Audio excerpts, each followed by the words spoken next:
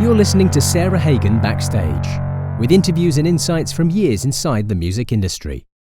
Join Sarah as she talks with masters of their crafts, finding out what makes them tick, both inside and outside of the music business. Welcome to Sarah Hagan Backstage. My guest today, Steve Misamore, is not only the drummer with the band Dierks Bentley, but he is also a really great friend of mine with a fantastic sense of humor. Today I'm going to talk to Steve about playing with the band, changing music technology, the challenges he's faced over the past year, and of course we have to talk about the fantastic band that closes every Dierks Bentley show, Hot Country Nights. So come along and laugh with me as I catch up with Steve Misamore. Steve Misamore, welcome to the podcast. Thank you so much. Thank you, Sarah, for having me. This is huge. This is a big, huge honor. Oh, thank you for saying that. It's an honor for me. Absolutely. Okay. Is the lighting good? The lighting's fantastic. Hair's okay? Your hair looks especially. Oh my God. Okay, no. One thing I love, and I just have to tell everyone listening, is the hair commentary, because we it's just this thing, and in the emails would start, any email that you would send to me and anyone else in the industry would be like, there had to be a hair comment, like, check out my hair on, the Jimmy Fallon show, or that's all I got. It's what I got, Sarah. It's my go-to bit. It's so good. It's such great hair. So we have to talk about it. It doesn't cut, but yeah. Oh, it's great. It's great. How are you doing? How's the family? Wonderful. Everybody's doing really great. Thank you for asking. Yes. Awesome. Yes. And how are you doing? How are you? You're good. Doing good. We moved back into the house, or into the new house, 7 weeks ago. Wow. Congratulations on that. Thank you. One day at a time. And just absolutely laundry list of things to do, and we keep just plugging at it every day. There you go. One thing at a time. Don't overwhelm yourself. Here's the drum room, sort of. Oh, that's beautiful. Oh, there we go. That's all I got set up right now. Because everything else is sort of, we're one day, yeah. It's a work in progress. It's a work in progress. You have a great space there. I love that. And so for anyone listening, Steve is talking about just moving back into his house, or into the new house, because last year, we all know, coronavirus hit. Everybody was quarantined. Right at the beginning of that, a tornado came through East Nashville and destroyed your home with you and your wife. Luckily, you weren't home at the time, which we're all very thankful for. Yeah, we were in Florida. Yes, and you were safe. Got a call in the middle of the night, and our neighbors were like frantic. Where are you guys? And we knew right away something was going on. Something bad was going on. And he told us, a tornado had just rolled through, and so we just started packing our stuff and headed to the airport right away. And then caught the earliest first flight we could catch out.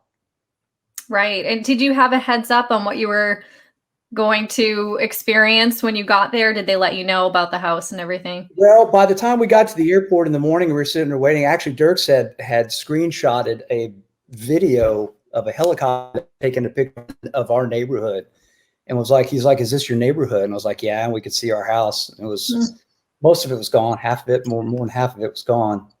Right. Yes. But we didn't know for a while exactly. We weren't thinking the worst. We were thinking, oh, it's probably some roof damage, and all this and that and everything. But you can't describe the devastation once you're on the ground. You saw it once we got here, able to get into Mount Juliet, actually down Mount Juliet Road, even towards our house and traffic and everything. And it's insane. You just can't. It's crazy. Yes, I think until you're in that moment, it's hard probably to describe to anyone who hasn't experienced that. But can't describe it unless you've gone through it. Yeah, it's one of those things you just can't describe it until you're there. I don't recommend. No, right. No, we don't wish that on anybody. But no, I really don't. Something amazing did come of that experience, and I know it's you and your wife are the kind of people who are just such incredibly positive people. And I just remember the videos of you at the site, at the house, and you and your wife, and you're just so supportive of each other. And she was kind of like cracking jokes because, you know, what else are you going to do in that moment? Exactly what it is. Yeah. But it was yeah, beautiful to see you guys support each other. And then the support from the community and the support from your band, it was beautiful. It was that was amazing. We had the whole crew came out, and it's on my Instagram too, if anybody wants to go look at it, because a couple of the bits were kind of funny. Yeah. You know, and with Dierks out there too, and the whole band, the crew came out, the band came out, friends of ours too came out to try to help clean up and help put things together. And we did it, you know, I mean, you just got to laugh after a while because it's just so over the top. Once you kind of get over the initial shock of everything and you're kind of collected a little bit and kind of step back and look, okay, nobody's hurt. Nobody was seriously hurt in our immediate neighborhood, at least. So, and we're okay. It's just stuff now. Mm-hmm. And okay, it's this, you're going to have to deal with it. It's right there. It's, you know, this, and that's what it is. So you just try to make, I don't know, it just kind of, that's where we just kind of went, is just trying to make, you know, lighten it up a little bit and have, you know, if you can not have fun with it, but yeah, I guess we kind of did. Should we see if we can help out Steve? Yeah. Hope he's home. Yeah. Tony! Oh, hey. Hey, man. We're here to help you out, man. Oh, you love to see the place? Yeah. Wow, Heard you remodel. Really expecting we come in? Well, it's kind of a mess right now, but let's check it out. Come on in, guys. Come on in. Check it out. It's kind of like the color. Yeah, it's a nice color. It's a little messy right now. We're gonna clean it up. Yeah, don't you like it? It's very, very organic. It's awesome. Thank you. It's all natural. I didn't know your new kitchen was gonna be so open. I like it. It really brings the inside into the room. Like a curtain piece, maybe, or like a. Man, the pink is amazing. I think it's a nice accoutrement. This part of it. All right. Look at this view. Wow. Is this the original floor? Outside in. Guys, I can get you a drink here. It's the drinks are in the refrigerator. Yeah. Okay. Well, a lot of natural light. Well, that just, it speaks to who you are as people, because, you know, some people wouldn't be able to do that. And it really was inspiring to see the positivity that came out of that, and the community, and Dierks being there. And, you know, it showed like this community that you have within the band that I've seen firsthand, which I always love. Anytime to, you know, get to go to a Dierks Bentley show, spend some time with you. The guys in the band are just incredible. And the relationship that you all have is amazing. And you know, a lot of bands don't have that. So it's just such a special connection. And you starts at the top, man. I really have to say, it starts at the top. It starts with Dierks too. I mean, it starts with Dierks, period. I mean, it's just, that's the way he sets the tone and sets the vibe. He's such a great guy, a dear friend, and can't say enough about him, really. Yeah, that's amazing. I think it's like that in any like business situation too. I mean, sure. You know, it starts at the top, right? The person who's kind of like leading the charge, mm-hmm. their personality kind of comes through, and the way that they kind of manage things or interact with people trickles to everybody else. And it's such a great environment. So that part of it was really beautiful to see. And then you did recover. I do remember you posting about, you know, maybe it was like a wedding picture that was like miles away or something. Well, we found a wedding picture that was kind of jumped out at me, and was like, it was a good picture to kind of present. I mean, I think we did a lot. I did some of those videos and stuff like that as part of maybe the healing process or something, mm-hmm. how to deal with all of it. And, but yeah, there was a picture of my mother-in-law that was found out near Chattanooga, which is 150 miles east of here. And a picture, or our checkbook, somebody called us from out in Lebanon, which is 40 miles east of here, and said, "Hey, we found your checkbook out here. Do you want it?" And we're like, "No, that's okay." Wow. And a picture of Carrie Ann that was found another 100 miles east, east of here. So yeah, it was just really, really kind of, it was crazy. It's crazy, the power of that. It's insane. Absolutely. But now you're in your home. You're in your new home, rebuilt, and it's beautiful. And I'm just so happy for you all. And you've got your space. Yes. Yeah, we're building on it. We're getting excited, and there's little things now that are kind of cool that are starting to carry on. Went and first of all, I married way above a man of my station. And I think I've made several posts about that. I mean, Carrie Ann's really the pillar between us two for sure. And, but yeah, we're starting to bring in some homey things to kind of make it, you know, I love like what you did in the back of here with all the records there and stuff like that. And we're kind of, I don't have anything on the wall yet, but there's stuff on the ground over here that's going to go up. And it's all the personal little items that you got to start going from a house to a home with, you know, absolutely. That's what we're starting on, besides the caulking in the bathroom that I got to finish today. Yes. And it's nice. It's nice to make it homey too, because, you know, you surround yourself with things that bring up really great memories. And I'm sure you have a lot of those things to put up. So that'll be wonderful. And if you're like me though, it takes a minute to like hang things. I feel like I'm one of those people that over analyzes where things should go. And then it's just totally. It looks like a geography. It looks like a geometric puzzle behind the picture, all the lining and the erasing. Exactly. I know, it's a process. Get it just right, put the level on there. Exactly. It'll be great though. So this is your like practice space in your home. Are you doing, I did see a video of you playing in your space, which is wonderful. Yeah. Do you have any plans to do anything besides practice there? Are you going to be recording anything, or yes. Is this? Hopefully I've got a bunch of baffles back there Music City Acoustics made me. And so hopefully in the next few months, I mean, it's not quite a priority right now, but I should be up and ready to hopefully do some recording and anything else. I like to, at the very least, it's such a good creative outlet to stay in the creative mind, to stay in the creative mode, and a fresh playing wise and all that, to have some sort of recording setup, even if you're not doing tracks for people right away or anything like that, but just to have the creativity is definitely good. You know, the creative outlet, so to speak.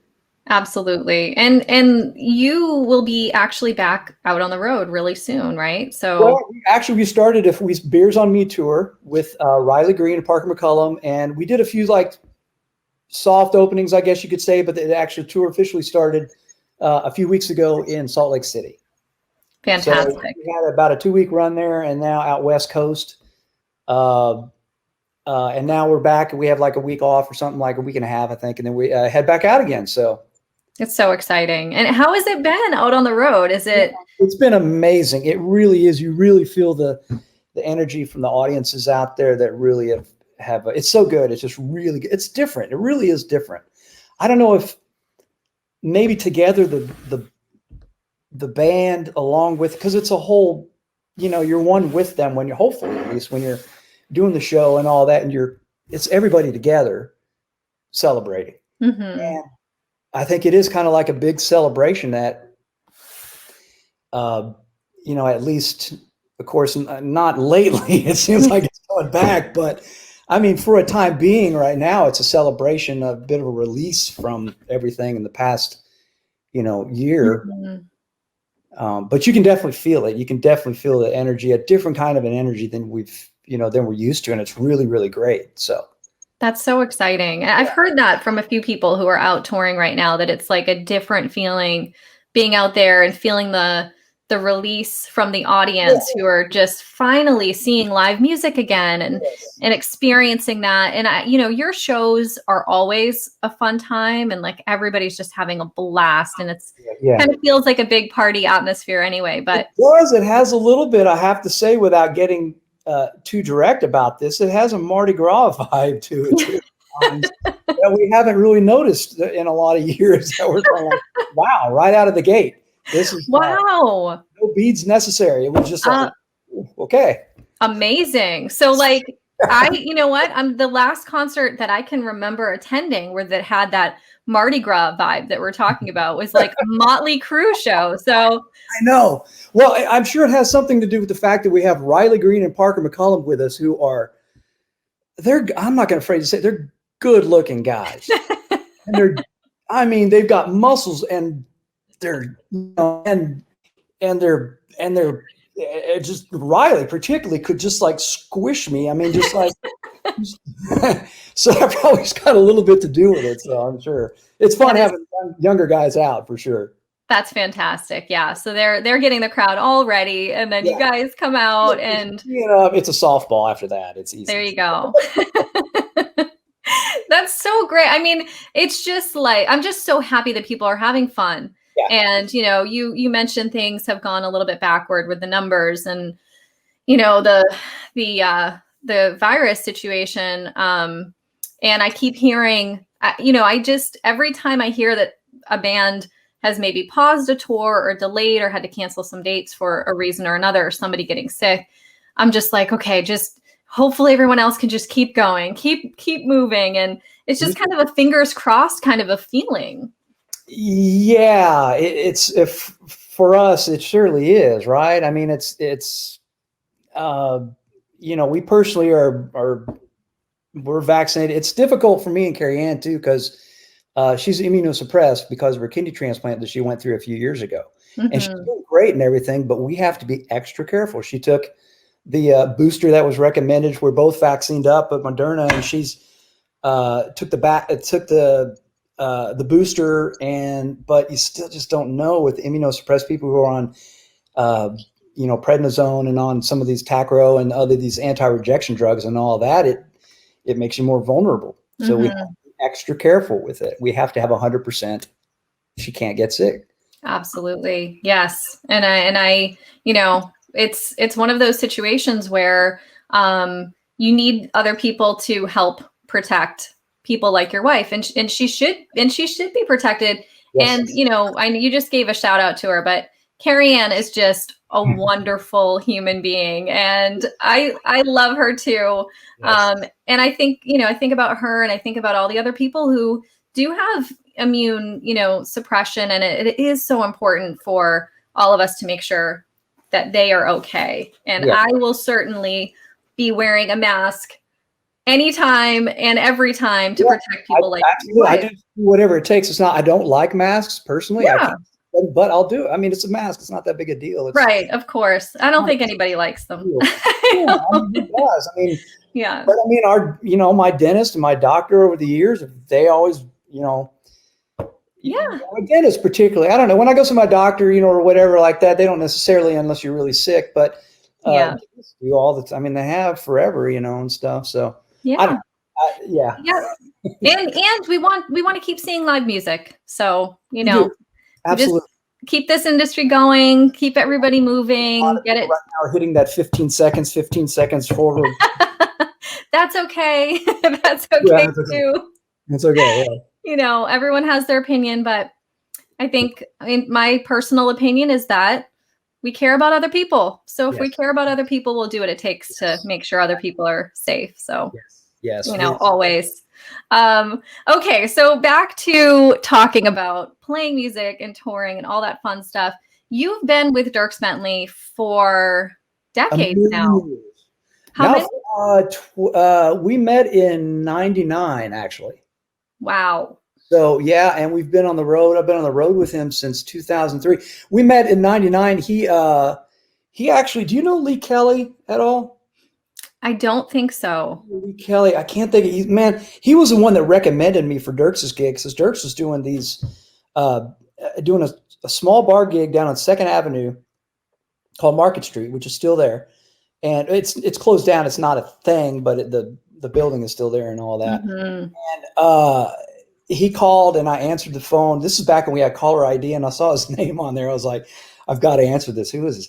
And he was nice right away, hit it off. And he's like, no, I do 50s and 60s bluegrass and shuffles and stuff. And that's what I was into. It was like just the old school country. And we just hit it off right away. So he had this gig, and we were doing this gig, and he had some amazing players.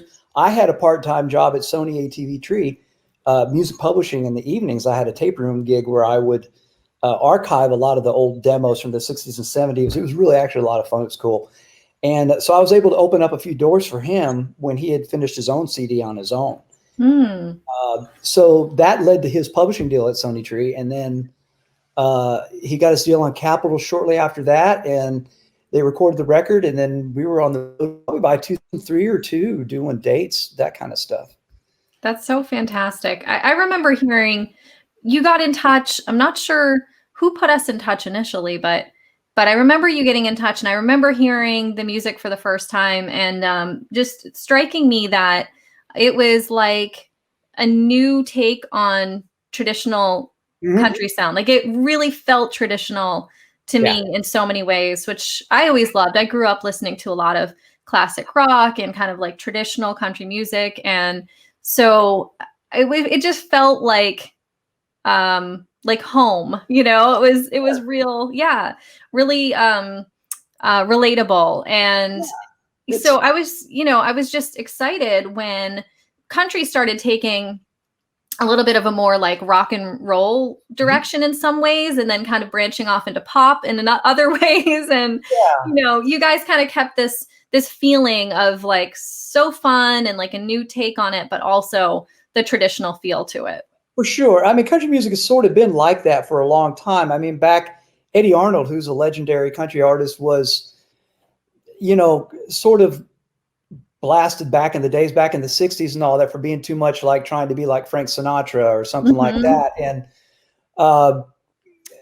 there's other crossover pop hits back in the 60s, in the 70s, Barbara Mandrell, Glenn Campbell. The list goes on. Merle Haggard, from the West, being the West Coast guy, not being a real true traditional. So that whole argument thing or anything country music has always evolved and kind of pushed the boundaries a little bit, and continues to this day, really. But Dierks' sound is unique in the sense that he's, at the end of the day, his voice and his soul and all that goes back to just traditional country music, really. He goes deep dialogue in that and bluegrass. I mean, we just did the Telluride Festival, Bluegrass Telluride Festival here back over the summer. Gosh, we're in September now. I know. How is this possible? When was that? I think it was back in July. Was it actually?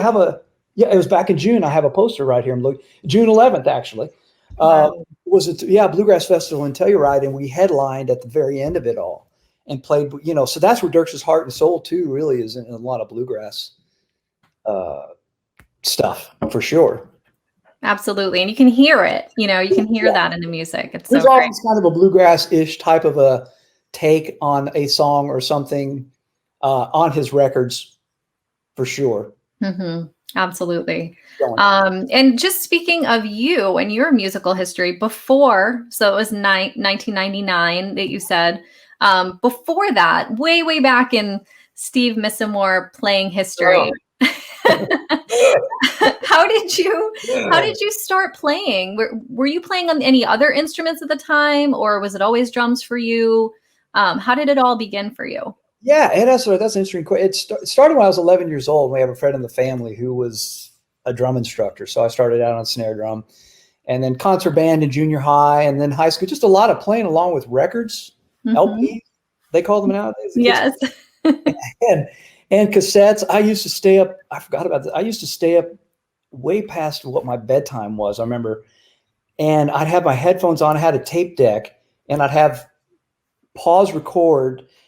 I'd make my own mixtapes, and before they were called mixtapes or anything, like stuff to practice to, like the next day, whether it was everything from, and it was the Cars, Rush, Van Halen, whatever, pop, rock, country, John Conley, whatever. I think, even country music or whatever that was kind of a groove oriented. Well, except for Rush, or at least kind of pushes the boundaries on that. But and then I'd practice drums, until Dad came home at 5:30 or 6 o'clock. I had to shut it down. Right.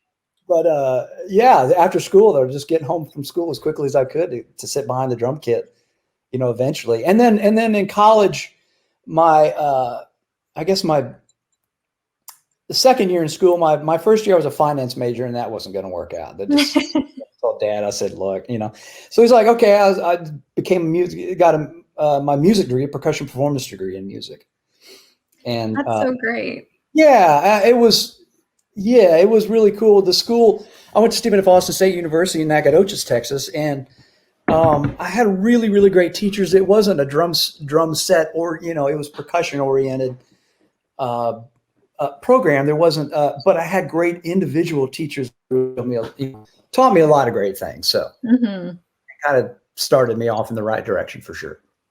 That's fantastic. So finance major, decided I was still, I don't know. not going in that direction. And the thing is about drums, you mentioned starting when you were 11, playing all these styles of music, and not being able to wait to get home. You're probably playing a lot of drums in school, in the school bands, but you couldn't wait to get home to play more. And it's right. It's like, that's the thing about drums. It's so much fun, and it gets into you, and you just have to do it. You have no choice. It's hard not to. It really is. I still do that, today. I mean, anytime, whatever, even though I know that we have, that we're doing a lot of stuff around the house and working on it, I have to take a break and come down and play for a while. And then the 15 minutes end up being an hour and a half, ends up being 2 hours, and so it just really happens. It becomes so much a part of you, you just cannot do it. You don't feel right if you don't play. Right. It centers you, right? I play guitar too, and I play, a little bit of piano, but, drums are the main thing. And there's always something new to explore. There's always things to work on, to improve, to get better. Sorry about that. And things to improve, to get better, and to work on constantly. So drums, I mean, it's in the blood. It's part of you. Absolutely. And nowadays you can go to your drum space and play and not have to rewind the cassette tape constantly, right? To listen to the part again. No, it's a little more streaming now, but exactly. Yeah. You can just go back a little and listen. I those cassettes, because I'm pretty sure most of those cassettes are in Cookeville, like 50 miles east of here. Oh my goodness. They're not everywhere. Oh, you know what? Yeah. That and I guess none of us really need those things anymore, but yeah. They come back. I don't know. I saw a thing. Was it John Mayer that posted something on Instagram and it had a cassette or something? Yes. So cassettes are coming back somehow. I don't know. Hey, that's great. That's great. Yeah. I mean, it is. I just, for us, we kind of grew up with that. I take the pencil and rewind it so we don't use all our batteries, rewinding the cassette, never knowing where it's stopping, if we're going to get to the right point, going back too far, not going back far enough. I did the same thing as you, making the mixtapes of, music to practice and play to, and taping it off of the radio, which was always a challenge because you had to get it like right at that right time to get the whole song. Intro of the songs, most songs I didn't know what the intros were. I didn't know how to count them off because I never got them actually.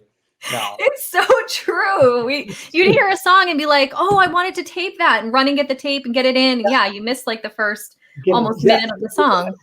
Yeah, for sure. Yeah, sure, definitely several times over. Yeah. I haven't thought about that in quite a while.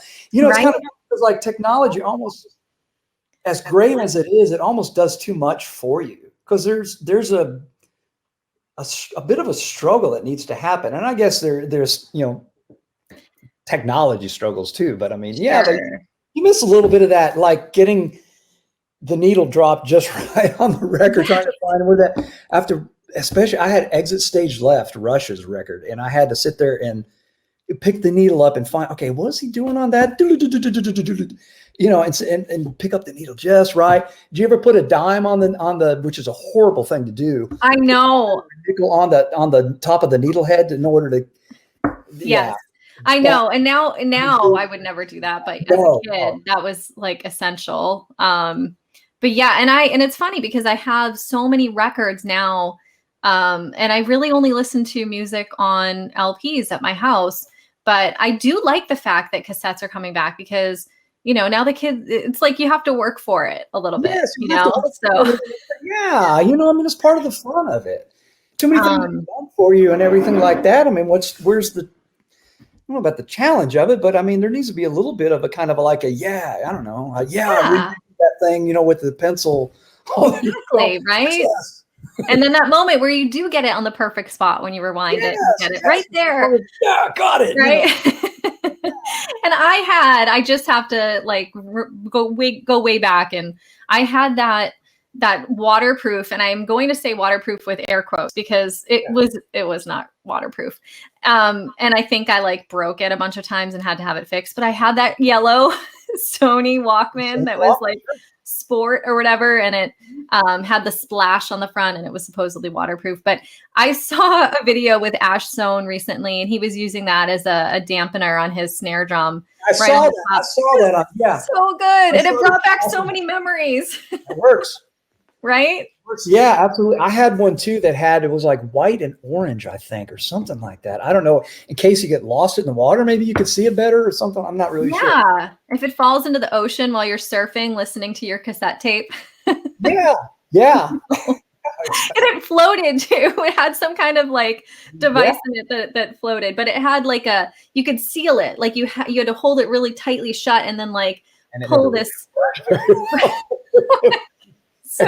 So funny. Yes. Oh my gosh. Anyway, way back. We're talking way back. Right?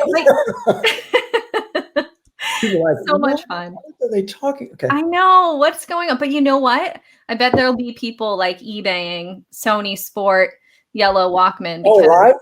I'm gonna find it. No, I don't know where. I don't think I have one anymore. Maybe I don't think I do either. I'll look. We got mountains of boxes in the garage, so to go through, right? Yeah. Well, speaking of fun things, I have to bring up Hot Country Nights. Oh my God! Because I apologize to them really from the get-go. I apologize. Right? They are one of my favorite things. They open for you all pretty often, and they're so much fun, Steve. They're such a fun band. They're ridiculous, and they actually close the shows now. Oh, okay. I like that. Yeah, well, it's like we end our shows, then we walk off the stage and do our bows, and those idiots come out, and then they start doing their shtick, and it's total mayhem, and it's pretty fun. It's still fun. Yes, so much fun. If anyone has not been to a Dierks Bentley show or hasn't noticed, this band is just something to look out for. I wish we could insert like video. I don't know if I have my.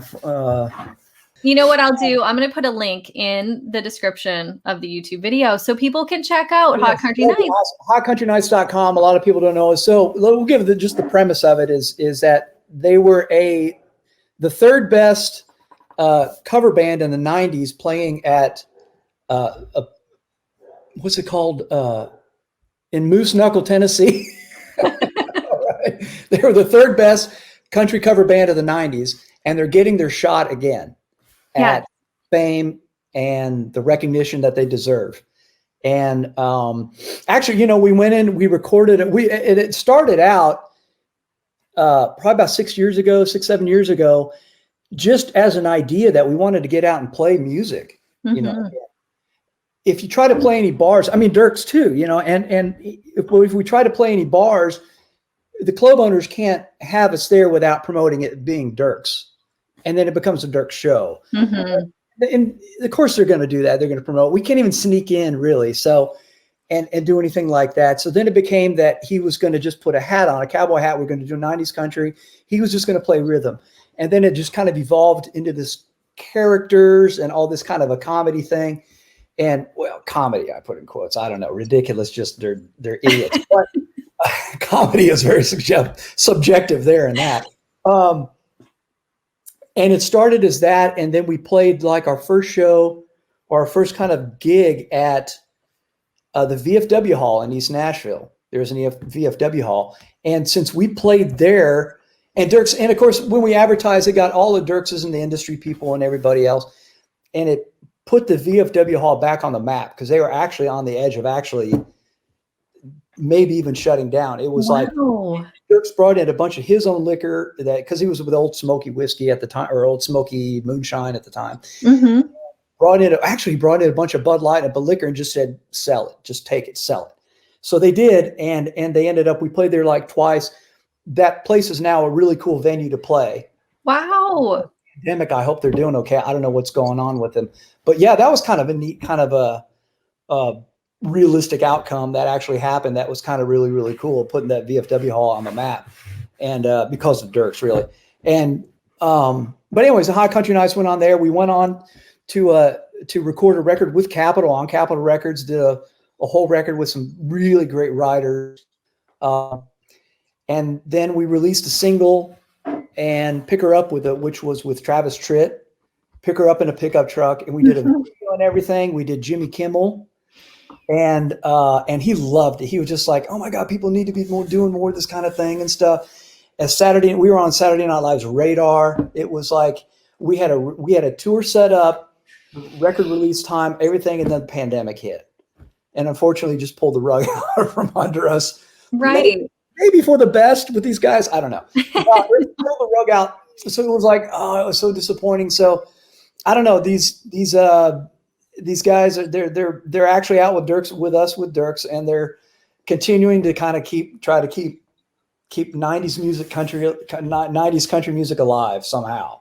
It's so good. It's so, yeah. I hope they keep it up because it's so much fun. And I definitely will put some links. Yeah, no, I was just going to say it's just so much fun. Like it's ridiculous. Yeah. It is so much fun. It's fun to do the videos, and it's fun to do the bits that we do and all those kinds of things. And it's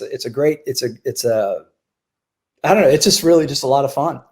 Absolutely. And the drummer, Monty, is a sharp dresser too. So he's a sharp dresser. You guys got to check that out too. He keeps his look pretty tight. It's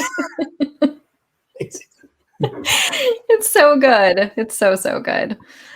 So speaking of the music that you play and then the Hot Country Nights take on the 90s country music. Yeah. What other styles, like, have you kind of gone beyond into other styles of music? You said you grew up playing Rush. Is there like another style of music that you love, or like if you were in an actual cover band of a style of music, what would it be? Oh, that's a good question. Probably yacht rock type thing. That would be fun. I never thought about that. That would be kind of, I was into, when I got into college or when I was in high school, somebody that turned my ear, Herman Matthews. Mm-hmm. He's a fan. He's from Houston, and I used to sneak into clubs to go watch him play. Oh, that's awesome. He was the first drummer that I was like saw live locally that I was absolutely blown away with his feel and everything and the way he played.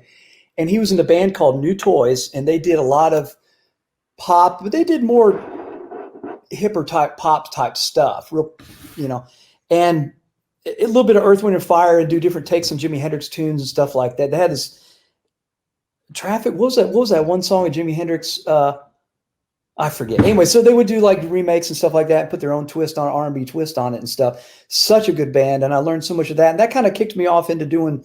And then once I got into college, I got more into jazz, and then kind of fancied myself a jazz drummer, But I still listen to a lot of jazz. Really like jazz a lot, and I've been into like Keith Jarrett stuff lately and Jack DeJohnette.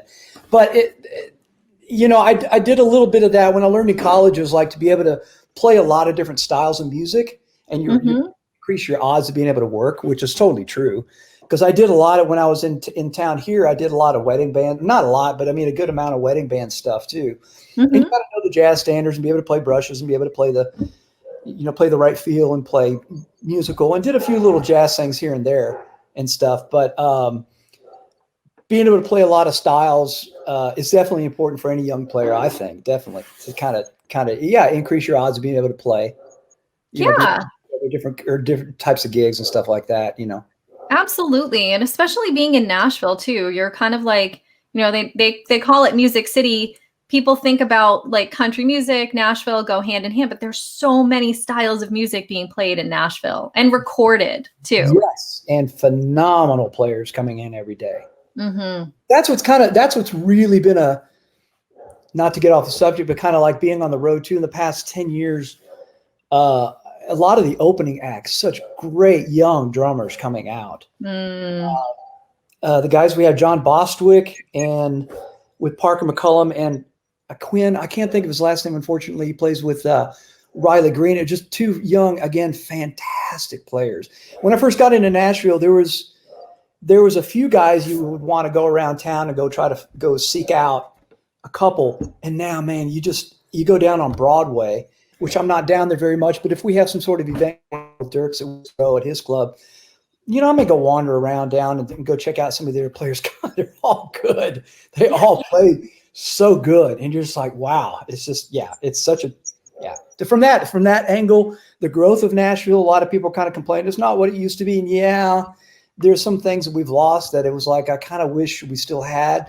However, from a musical standpoint, though, it is a powerhouse city now for all kinds of music, all styles of music. Absolutely. Yeah, 100%. And like you just mentioned, you can go to any club on Broadway, any bar, any place, and see like the most amazing musicians playing there, like on any weeknight. It's incredible. Any given night. And it's true. It's really, really a lot of fun. It's really fun to see that. I like it. I enjoy that. And I enjoy the opening acts too, particularly over the years too, that have every single one of them. There's not one act that I went, the drummer's just okay or something like. No, they all are good. They all play really good. So, and it's inspiring. I like to have that too because it makes me want to step my game up when we're about ready to take the stage too. So. Yeah, and that's something that I talk about often with this community, this drumming community that is so incredible. And I feel like if you look at Nashville as like a microcosm of the larger drumming community, it's really a great example. It stands for how everyone really looks out for each other, takes care of each other. There's healthy competition. There's, wanting to be better, not in competition with someone else, but just watching what someone else is doing and wanting to even be better. And it's the other part of it is the coming together for each other situation, which is beautiful. For sure. Everybody always encourages everybody. Everybody's, it's based on network. I've had a few over the years, every once in a while I have somebody who wants to know, it's like, well, how do you get a gig or how'd you get started or something like that?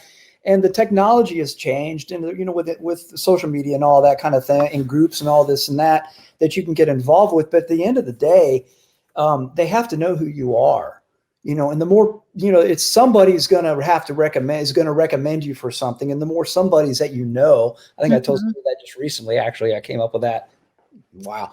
And, and it's, it's brilliant. And, but it is true. It's like, the more people that and friends that you have and all that, and everybody's, the more people you're going to get help from, the more you can help also and pass along and try to, so it's about knowing these people, and, the network kind of end of it still remains the same as it always has. So, and that's really, really great. Yeah, I can see it.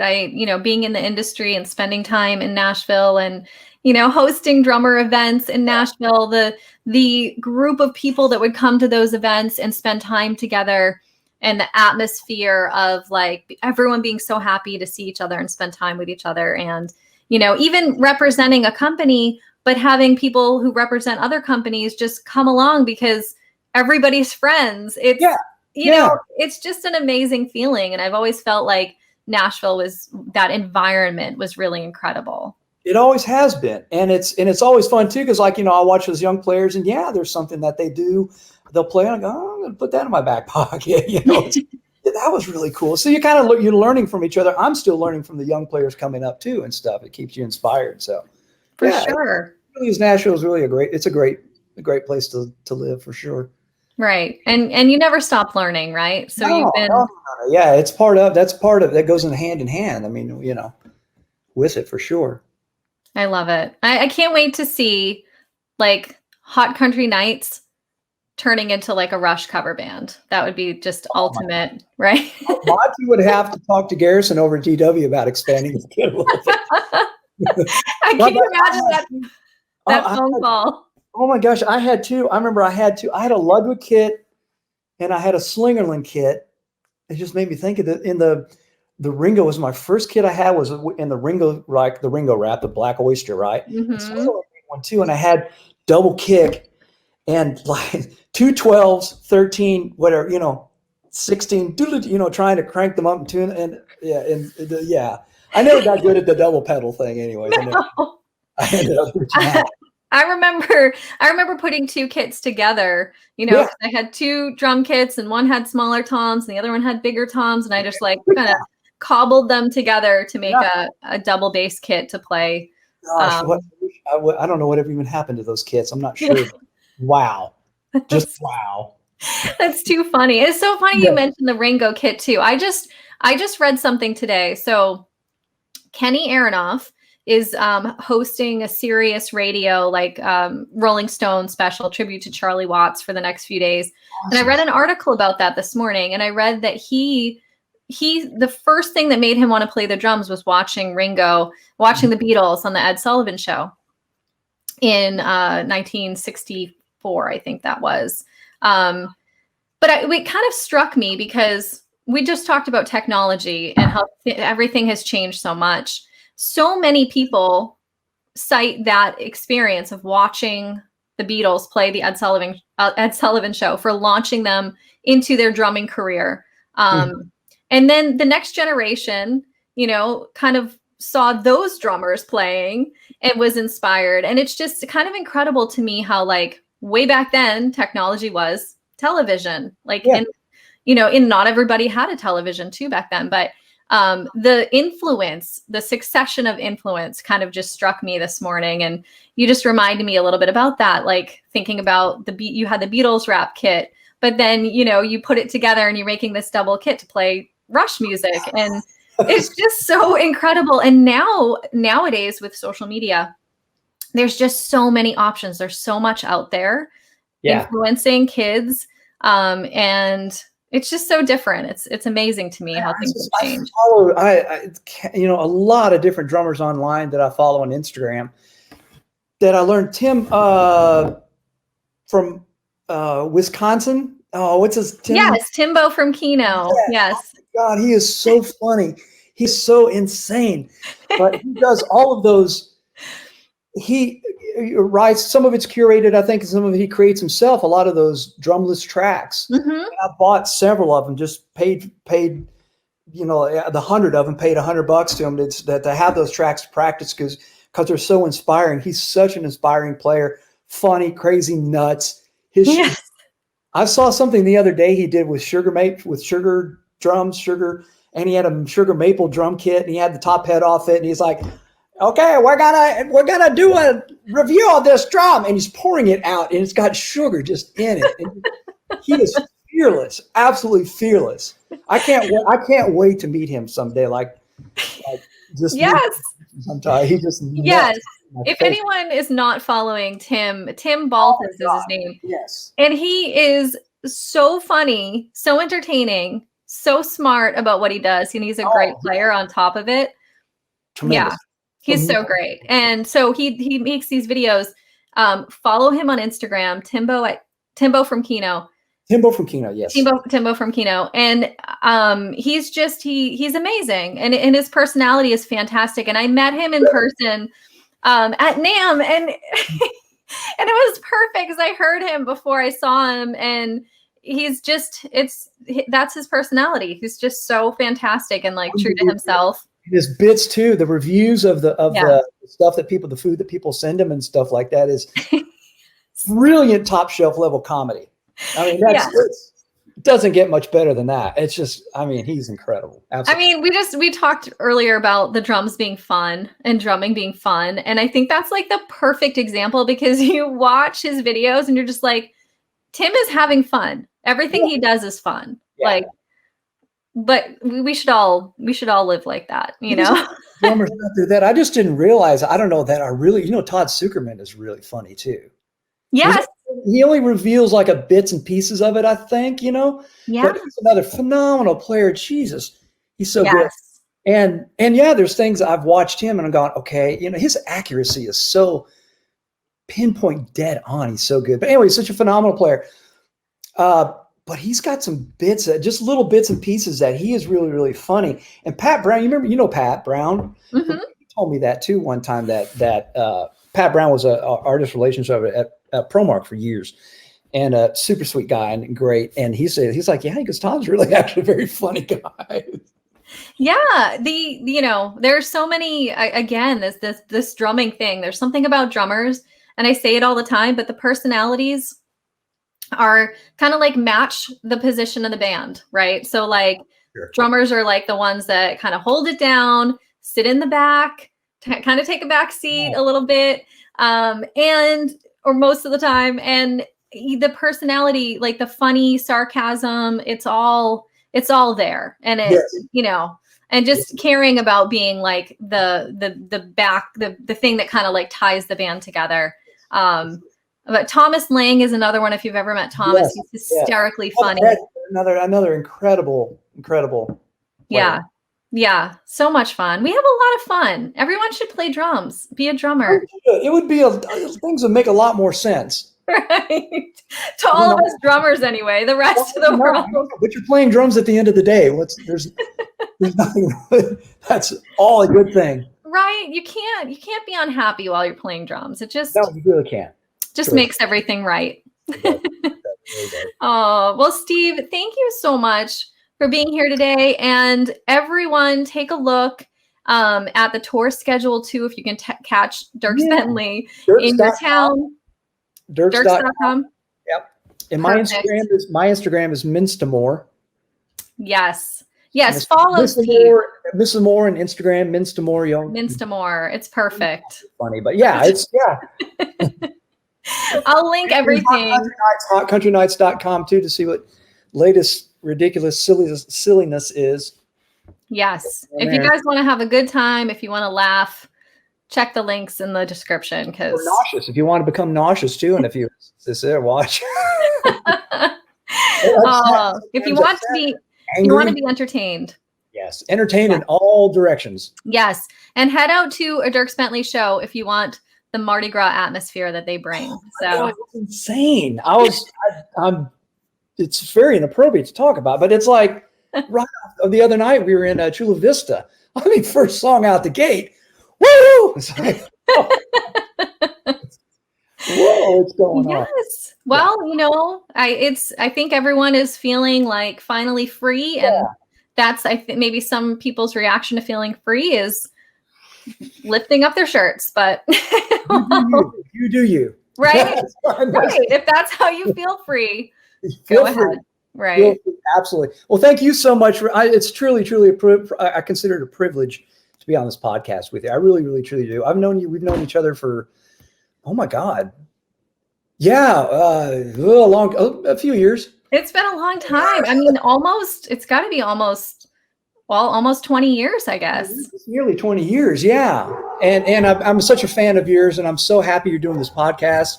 I'm a fan of it. I've listened to many of them too, and plan on going through several more myself too. Thank you. Yes, it's awesome. It's really, really great. So again, thank you so much. Thank you, Steve. I'm such a fan of yours as well. And I can't wait to see you out on the road and see you back in person. And, it's be up in Boston, I think, here end of September, I think. So I hope to see you then. Yes, absolutely. I will be there enjoying the atmosphere. Awesome. Keeping my shirt on. All right, Steve, take care, and I'll see you soon. Thank you so much. Thank you. Bye. Bye. Thank you for tuning in today. Join us each Tuesday for new episodes of Sarah Hagan Backstage.